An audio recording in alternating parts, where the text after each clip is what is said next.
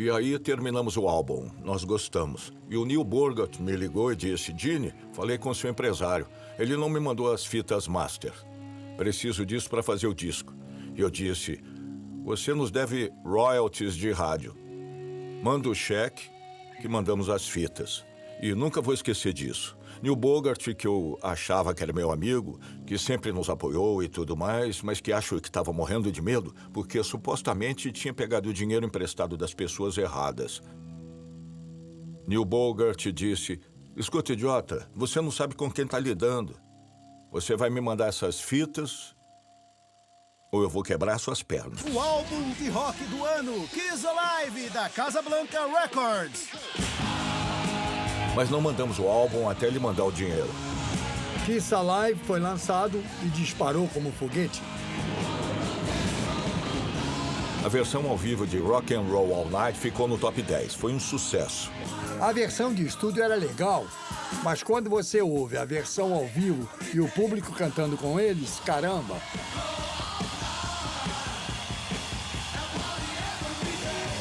Não dá para substituir isso. Aquilo foi o que salvou a empresa. Há menos de 2 anos, o Kiss veio para Detroit. E agora venderam 1 milhão de discos. O Kiss Alive vendeu 1 milhão de discos muito rápido. Não teríamos feito isso sem Detroit! Ganhamos o segundo álbum de platina da história. O primeiro foi do Eagles. E dentro de 1 hora, Kiss Alive. Nós amamos todos vocês! Esse foi o começo. O que é mais importante para vocês, o espetáculo ou a música? Público. O público? E como querem que o público se sinta quando o show termina? Exausto. A conexão entre os fãs e a banda vem de um sentimento recíproco. A gente devolve o que nos dão e isso só cresce. Já dissemos isso antes e vamos dizer de novo. Vocês são os melhores! A gente se divertiu muito, realmente curtimos a fama e aconteceu rápido para o Kiss. Nós começamos em 71 ou 72 e em 76 a gente estourou.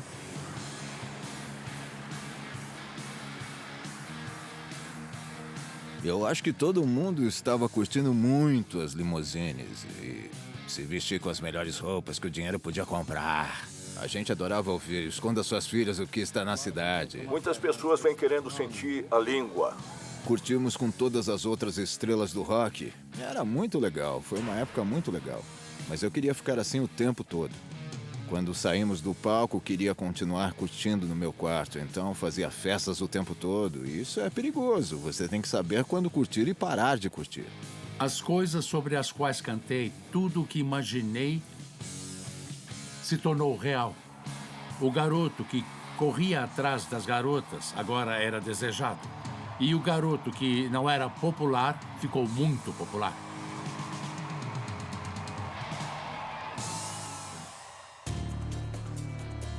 Mas quando o Kiss Alive foi lançado e se tornou um grande sucesso, Bill, em sua sabedoria, disse: vocês podem ter esse enorme sucesso agora, mas precisam de um ótimo álbum de estúdio, diferente dos anteriores.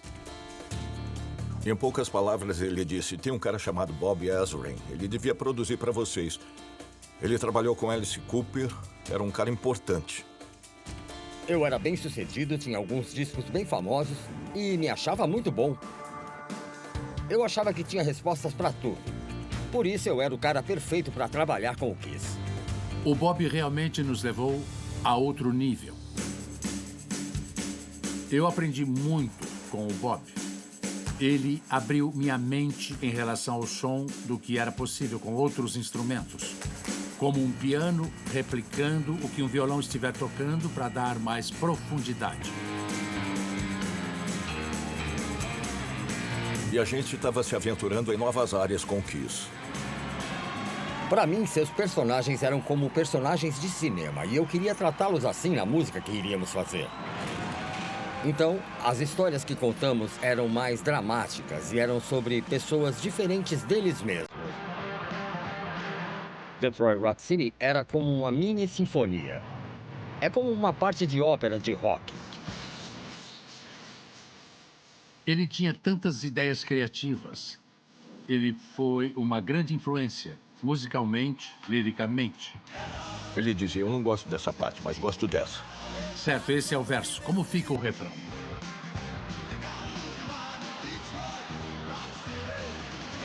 E o solo vai ser assim. Tararara. Cada nota desse solo é do Bob Ezrin. Ele disse ao Ace o que tocar.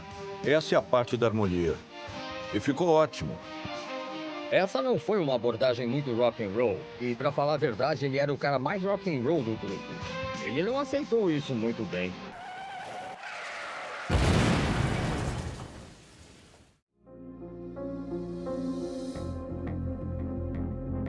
As gravações do Destroyer foram difíceis.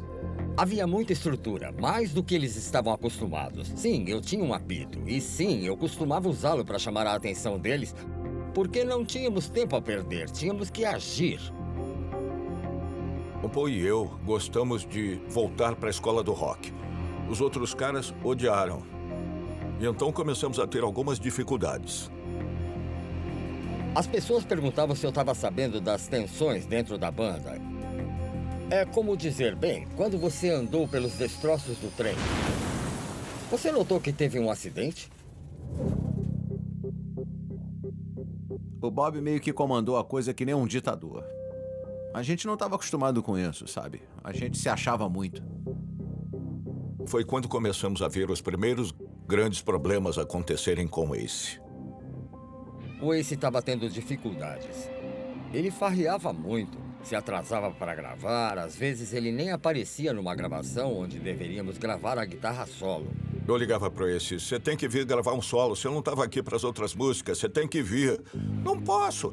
Por que não? Eu estou jogando cartas. Então arrumamos outro guitarrista para vir e tocar pra gente, o que foi ótimo. Acho que ele começou a se sentir alienado e excluído. E a verdade é que era assim mesmo. Nunca me droguei ou bebi na minha vida, nunca. Isso nunca me atraiu, então eu nunca entendi isso emocionalmente. Na verdade, ele estava só sendo o que ele deveria ser. Ele deveria ser uma estrela do rock. E ele estava sendo uma estrela do rock. E, olha, em Nova York, em 76, a cocaína estava por toda parte. Seu dentista usava, seu advogado usava. Todas as estrelas do rock tinham acesso a isso, tendo usado ou não. Então, sim, usei cocaína.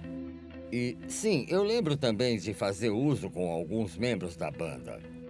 Eu usava cocaína tentando acompanhar o Ezrin. Coisa que era impossível. Mas eu acho pessoalmente que naquele álbum Ezrin fez tudo perfeito. Tenho que dizer que qualquer uso de drogas para mim é excessivo. Mas o Bob era um viciado funcional. Ele conseguiu fazer o que precisava ser feito e fez de forma brilhante. Ele estava no topo da sua carreira.